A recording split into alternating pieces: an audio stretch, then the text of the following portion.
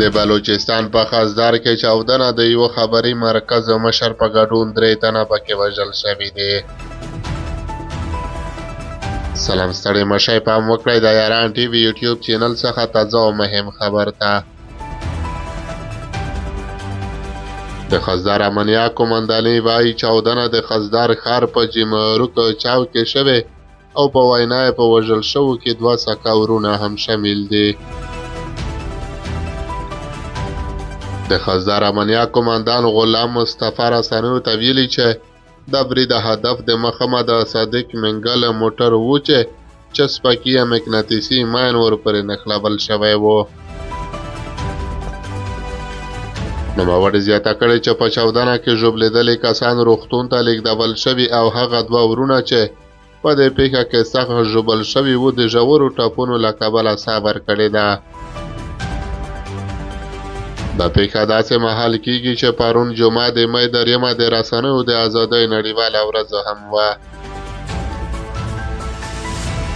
د مولانا محمد صادق منګل په اړه ویل کېږي چې وتلی خبریال او د مولانا فضل الرحمن د جمعیت علما اسلام ګوند ایالتي غړی و.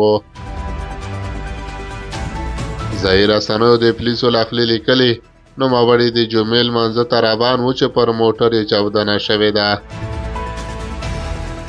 تر چاودنې څو شېبې مخکې د امنیتي کیمرو په وسیله په اخیستل شویو ویډیوګانو کې ښکاري چې چاودېدونکي توکي چسپکي بم ظاهراً پر یو موټر سایکل سپور کس د مولانا صادق منګل پر روان موټر پورې نښلولی دی. د بلوچستان د ایالتي حکومت او کورنیو چارو وزیر میرزیا الله لنګو خزدار کې پرونۍ چاودنه غندلې او له ځایي چارواکو یې په دې تړاو رپوټونه غوښتي دي. نوموړي امنیتي ادارو ته سپارښتنه کړې چې په دې چاودنه کې د ښکېلو کسانو نیول کېدو لپاره لاس په کار شي.